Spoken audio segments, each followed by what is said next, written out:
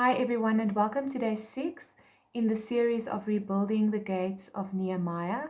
Today we are going to be speaking of the restoration of the fish gate, and in day 5 we spoke about the restoration of the sheep gate.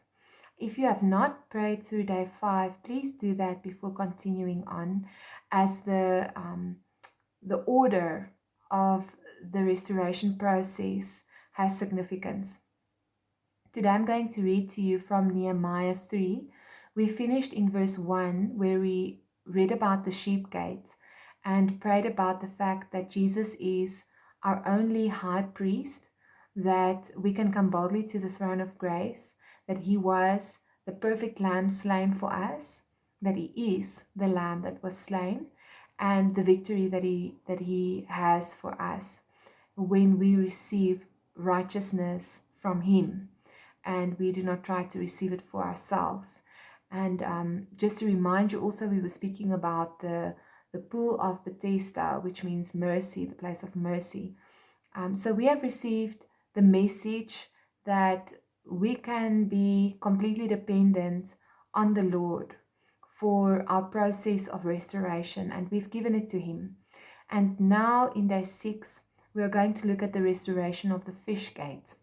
The fish gate was very specifically named that way because of the fish market. So the people the fishermen that went fishing in the Sea of Galilee, they brought their fish through the fish gate to the fish market. The significance of the fish gate is twofold. On the one side, the fish gate is the place where the fish market was, and where we look at Jesus being saying to his disciples at the Sea of Galilee that they would be fishers of men, and our responsibility regarding that. And then the second important thing to mention is that at the fish market, which was located at the fish gate, there was a lot of corruption, because the people were selling fish on Sundays, which was against the Jewish tradition and law. And we're going to look at corruption very specifically today and pray through that as well. But let me start by reading Nehemiah 3, verse 3 to you. It says here, "Also the sons of Hassenaah built the fish gate. They laid its beams and hung its doors, which with its bolts and bars."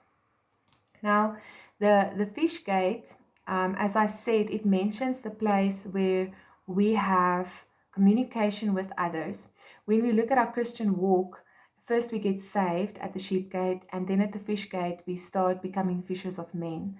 But in terms of restoring specific areas in our lives, I believe what the Lord wants to encourage us to do at the fish gate is to restore our testimony, to restore the way in which we have, in which we relate to others, because Jesus has given us so much mercy and grace. Through the victory that he has gained for us, he made a way to the Father. We would never be able to have a relationship with the Father if it was not for the blood of Jesus Christ spilled for us. And now that we have been forgiven and we have received so much mercy and grace, we must ask ourselves whether we are giving what we have received to others. Are we forgiving? Are we giving the mercy and the grace that the Lord has given us to the world around us? And in places where we have not, I want to encourage you to repent regarding that, and to choose to say that you are going to give what you have received. And that giving is twofold. On the one hand, it is giving forgiveness, giving mercy, giving grace. And on the other hand, it is giving our testimony, telling others about the goodness of God in our lives. As we do that, we magnify the King of Kings. Now, when we look at the sheep gate, which we focused on in day 5, it speaks a lot about Jesus as our Savior. But today in day 6, we acknowledge that he is not just our Savior, he is also our King.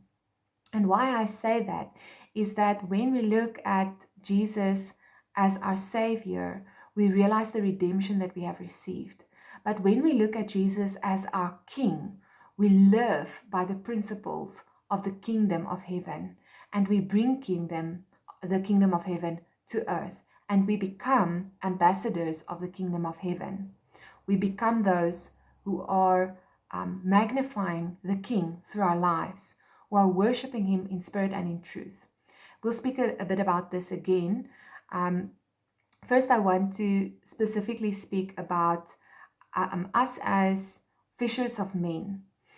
We all have the idea that evangelizing means to tell others that Jesus came, that He has forgiven our sins, that He died for us, that He rose again and gained victory for us, that we could have everlasting life, and that we do not have to be subject to sin. But do we just tell them, or do we show them? Do we show others the love of God in our lives? Do we show others forgiveness and grace and mercy? Because when we show them, then they can truly see the goodness of God for themselves. They gain experiential knowledge of the kingdom of light, and in that way we become fishers of men. Then, as I said, we will also focus on the fact that there was a lot of corruption at the fish gate.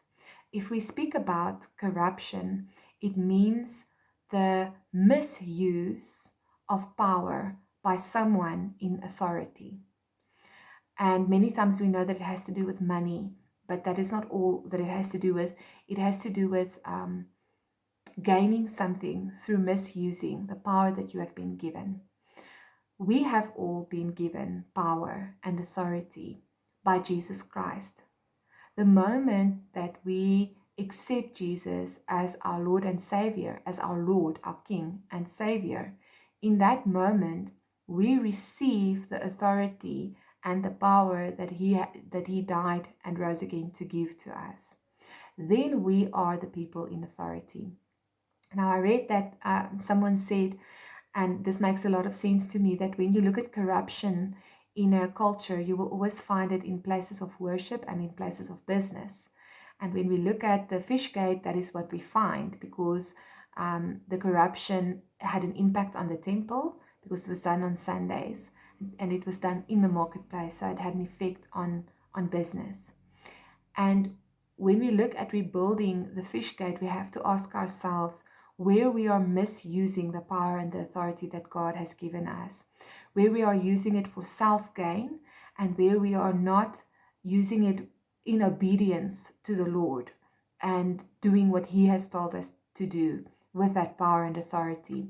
And any place that we find in our lives where we have been misusing the power and authority given to us by God, in those places we need to repent and pray for restoration. This can also be done regarding our places of power and authority in this world, regarding our birth order. Maybe you are the oldest, regarding if you are a parent, if you stand at the head of a business, whatever platform it is where you have received authority in this world. Those places, if you have misused it, you have to repent. If you're a husband or a wife, you have authority over your spouse. You have authority over your place of influence if you are in ministry. So there are many places, and then obviously in business as well, where you have authority and where you can misuse it. And then also in the spirit, what is the authority that the Lord has given you in the spirit with regards to your calling and your assignment? And are you misusing that authority for self-gain? An example I can give you is if you have been given a favor by God as part of your gifting, special gifting of favor that He has given you. You can easily use that to manipulate the people around you. But then you are misusing the power and authority that God has given you, and then you need to repent. So that's what it looks like spiritually. So you have to look at it from the side, from both sides, and then also it will cause misuse in it. It will cause corruption in worship. And why I say that is, if there is corruption, it means that the one who stands in full authority is not being submitted under. If you look at the government, if someone is corrupt, it means they are not doing what the government said that they should do. They are not living according to the rules of the government. They are breaking the law. Then they are busy with corruption. And that's why I say that today we are focusing on the King of Kings in our lives. Because in any area where we have another king, it is corruption. If you are doing what you want instead of what the Lord told you to do, then you are not honoring the king. Then you have made an idol of your own will, of yourself. If you, let's say for instance, the Lord tells you to fast and you decide not to do it, then you have placed your flesh above being obedient, which means that you've made it an idol. If the Lord told you not to do a specific business deal and you went ahead anyway because it was a lot of money, then you placed the God of money, Mammon, above the Lord in your life, and then that is your king in that area. So if you put other people and pleasing them ahead of what the Lord tells you to do, then it means that that is your idol, that is your king. So we need to ask ourselves at the fish gate two things. The one is, in terms of your relationship with God, who is your king? And in terms of your relationship with other people, are you showing them your king? Are you showing them that your king is merciful, that your king has grace, that you fear your king through your life? Are you showing them that your king heals and that he brings light and life into your life? You will, if in your relationship with God, he is truly your king.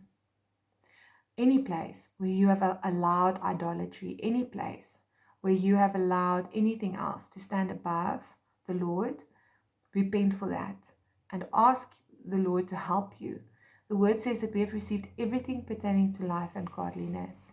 That means that you have everything that you need to place God first in your life. Right. Let me just quickly think. Oh, okay. If you want to go and read up on the corruption at the fish gate, you can go and have a look at Nehemiah 13. And then I think I quickly want to read on a bit. It says here in verse 4, and next to them, Meremoth, the son of Urijah, the son of Koz, made repairs, and next to them, Meshullam, the son of Berechiah, the son of Mashezabel, made repairs, and next to them, Zadok, the son of Bana, made repairs, and next to them, the Tekenites made repairs, but their nobles did not put their shoulders to the work of the Lord.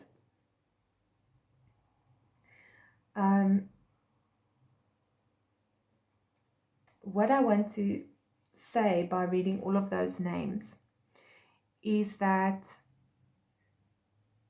rebuilding takes an army. And we, as the remnant of God, we are that army. So as you are praying through these things, I want to encourage you to reach out to people that you trust, to pray with you, to stand with you, and to also stand with others going through their processes. We have been called to the body of Christ as a unit.